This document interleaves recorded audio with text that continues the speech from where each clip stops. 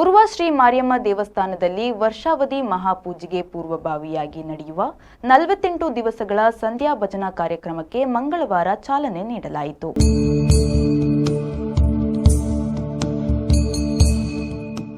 ಕ್ಷೇತ್ರದ ಹಿರಿಯ ಭಕ್ತೆ ಶ್ರೀಮತಿ ರೋಹಿಣಿ ವೇದಾನಂದ ಅವರ ಅಧ್ಯಕ್ಷತೆಯಲ್ಲಿ ನಡೆದ ಸಮಾರಂಭದಲ್ಲಿ ದಕ್ಷಿಣ ಕನ್ನಡ ಮೊಗವೀರ ಮಹಾಜನ ಸಂಘದ ಉಪಾಧ್ಯಕ್ಷ ಮತ್ಸ್ಯ ಉದ್ಯಮಿ ಮೋಹನ್ ಬೆಂಗ್ರೆ ಅವರು ದೀಪ ಬೆಳಗಿಸುವ ಮೂಲಕ ಸಂಧ್ಯಾ ಭಜನಾ ಕಾರ್ಯಕ್ರಮಕ್ಕೆ ಶುಭ ಚಾಲನೆ ನೀಡಿದರು.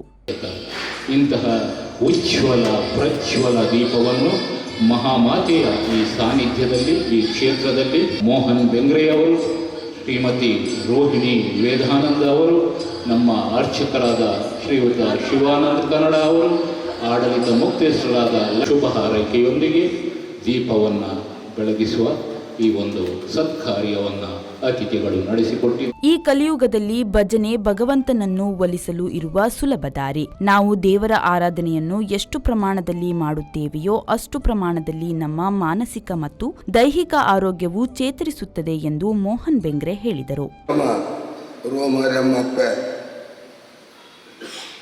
ಮೊಗವೀರ ಸಮಾಜ ಇತ್ತನಲ್ಲ ಆಯ್ತಾ ಪ್ರಯೋಜನ ಆಯ್ತು ಆಶೀರ್ವಾದ ಮಾತಾ ಸಮಾಜಗಳು ಒಂದು ತೋಜನೆಗೊಂದು ಸಾಕ್ಷಿ ಅದನ್ನು ನಿಖುಲು ರೋಮಾರಿಯಮ್ಮ ದೇವಸ್ಥಾನ ಒಂದು ಭಕ್ತಿ ಆದಲ್ಲ ಬಾಕಿ ಎಂಗ್ಳಿಗೆಲ್ಲ ಪರ್ಸಿನ್ ಯೂನಿಯನ್ಗೆಲ್ಲ ಈ ಉರ್ವ ಟೆಂಪಲ್ಗೆ ಮಸ್ತ್ ಸಂಬಂಧ ಅದನ್ನು ಪರ್ಸಿನ್ ಮೀನುಗಾರಿಕೆ ಅತ್ತನ ಒಂದು ಮೀನುಗಾರಿಕೆ ಮನ್ಪೊಡಾಂಡಲ್ಲ ಅಪ್ಪನ ಆಶೀರ್ವಾದ ಜನಗಳು ಒಂಜಿ ಸ್ಟೆಪ್ಲ ತುಂಬ ಹೋಗುದು ಇನ್ನು ಮುಟ್ಲು ಹೆಂಗೆ ದಾದಾಲ ಒಂಜಿ ಈ ಪೊಸಿಷನ್ ಉಪ್ಪೊಡಲ್ಲ ಅಪ್ಪನ ಆಶೀರ್ವಾದನೇ ಅಂತ ಕಾರಣ ಪಕ್ಕ ಮುಲ್ಪ ಸೇರಿದ ಆಡಳಿತ ಮಂಡಳಿ ಅಂಚನೆ ಪ್ರತಿ ವರ್ಷಲ ಸ್ವಲ್ಪ ಚಂಡಿಗೆ ಹಾಕೊಂಡು ಒಂದು ವರ್ಷ ಹೆಂಗನ ಪರ್ಸಿಂದ ಲೆಕ್ಕಡು ಕೊರನಲ್ಲ ಒಂದು ವರ್ಷ ನಮ್ಮ ದೇವಸ್ಥಾನದ ಲೆಕ್ಕಡೆ ಹಾಕೋದು ಒಂದು ಎಂಕುಲು ಕೊರಪಿನ ಮಲ್ಲ ವಿಷಯ ಆಗ್ತದೆ ನಡಪೋನ ಅಪ್ಪನಾಗಲು ನಿಕುಲು ಪ್ರತಿ ಕಾರ್ಯಕ್ರಮಲ್ಲ ಯಶಸ್ವಿ ಬಂದು ಎಂಕುಲು ಕನ್ನಾರ ತೂವಂದಲ್ಲ.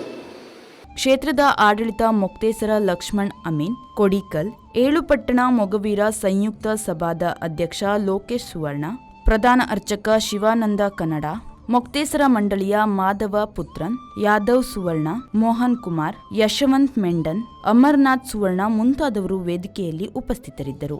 ಯಶವಂತ್ ಬೋಳೂರು ಸ್ವಾಗತಿಸಿ ಕಾರ್ಯಕ್ರಮ ನಿರೂಪಿಸಿದರು. ಲಲಿತ ಸಹಸ್ರನಾಮ ಪಾರಾಯಣ ಮಾಡುವ ಮಾತೆಯರು, ಮೊಗವೀರ ಏಳುಪಟ್ಟಣ ಸಂಯುಕ್ತ ಸಭಾದ ಪ್ರತಿನಿಧಿಗಳು, ಕ್ಷೇತ್ರದ ಭಕ್ತರು ಕಾರ್ಯಕ್ರಮದಲ್ಲಿ ಭಾಗವಹಿಸಿದ್ದರು. ತಾಯ ಪಾದಪದ್ಮದಲ್ಲಿ ತುಂಬ ವರ್ಷಗಳಿಂದ ಈ ಕ್ಷೇತ್ರದಲ್ಲಿ ಭಜನಾ ಕಾರ್ಯಕ್ರಮ ಎಲ್ಲ ಮಾಡಿಕೊಂಡು ಬಂದಿದ್ದೇವೆ. ಅದೇ ಪ್ರಕಾರ ಈ ಕ್ಷೇತ್ರದಲ್ಲಿ ಹೆಚ್ಚಿನ ಸಂಖ್ಯೆಯಲ್ಲಿ ಭಕ್ತಾದಿಗಳೆಲ್ಲ ಬಂದು ಈ ಭಜನಾ ಸೇವೆಯಲ್ಲಿ ಭಾಗವಹಿಸಿಕೊಂಡು ತಾಯಿಯ ಕೃಪೆಗೆ ಪಾತ್ರರಾಗಿದ್ದಾರೆ. ಅದೇ ಪ್ರಕಾರ ಈ ವರ್ಷದ ವಾರ್ಷಿಕ ಜಾತ್ರೆಯ ಮುಂಚಿತವಾಗಿ 48 ದಿವಸಗಳ ಈ ಭಜನಾ ಕಾರ್ಯಕ್ರಮಗಳನ್ನು ಹಮ್ಮಿಕೊಂಡು ಇವತ್ತಿಗೆ ಈ ಭಜನಾ ಕಾರ್ಯವನ್ನು ದೀಪ ಬೆಳಗಿಸಿಕೊಂಡು ಪ್ರಾರಂಭಿಸಿದ್ದೇವೆ. ವಾರ್ಷಿಕ ಮಹಾಪೂಜೆಯ ನಿಮಿತ್ತ 48 ಸಂಕೀರ್ತನೆ ಭಜನೆ ಒಂದು ಪ್ರತಿ ವರ್ಷ ಹಾಕು. ಈ ವರ್ಷ ಇನಿ ಉದ್ಘಾಟನೆ ದಿನ ಹೆಂಗೆ ಮಸ್ತ್ ಖುಷಿ ಹಾಕು. ಇನಿ ಲಲಿತ ಸಹಸ್ರನಾಮದ ಮಹಿಳೆಯರು ಬಹಳ ಒಂದು ಭಕ್ತಿ ಕುಲ್ದೆ ಬಹಳ ಸಂತೋಷ ಹಾಕೊಂಡು ಇದು ಒಂದು ಚಿಕ್ಕ ಕಾರ್ಯಕ್ರಮ ಆದರೆ ಕೂಡ ಸಾಂಕೇತಿಕವಾಗಿ ಮಾಡಲೇಬೇಕು. ಯಾಕೆಂದರೆ ಇದೊಂದು ಪವಿತ್ರವಾದಂಥ ಕಾರ್ಯಕ್ರಮ. ಯಾಕೆಂದರೆ ಲಲಿತ ಸಹಸ್ರನಾಮ ಆಗಲಿ ಭಜನಾ ಕಾರ್ಯಕ್ರಮ ಆಗಲಿ ಕ್ಷೇತ್ರಕ್ಕೆ ಭಾಳ ಮುಖ್ಯ. ಯಾವುದೇ ಕ್ಷೇತ್ರ ಅಭಿವೃದ್ಧಿ ಆಗಬೇಕಾದ್ರೆ, ಶಕ್ತಿ ಅಭಿವೃದ್ಧಿ ಆಗಬೇಕಾದ್ರೆ, ಸಾನ್ನಿಧ್ಯ ಬೆಳಗಬೇಕಾಗಿದ್ರೆ ಲಲಿತ ಸಹಸ್ರನಾಮ, ವಿಷ್ಣು ಸಹಸ್ರನಾಮ, ಭಜನ ಇದೆಲ್ಲ ಈ ಕಾರ್ಯಕ್ರಮಗಳು ನಿರಂತರವಾಗಿ ಆದರೆ ಮಾತ್ರ ಕ್ಷೇತ್ರ ಬೆಳಗುತ್ತೆ.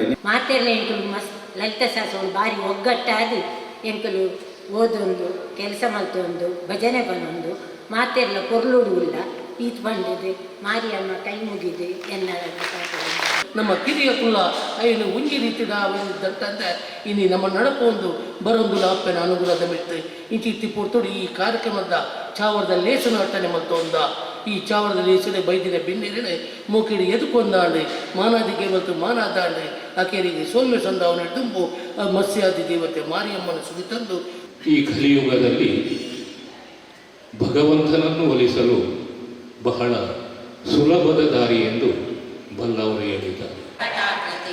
ಪ್ರಾಣೇಶ್ವರಿ ಪ್ರಾಣದಾತ್ರಿ ಪಂಚಾಶತೀರ್ಥ ರೂಪಿಣಿ ಪ್ರಸಾದ ತಲೋದರಿ ಉದಾರ ಕೀರ್ತಿ ವೃದ್ಧಾಮ ವೈಭವ ವರ್ಣ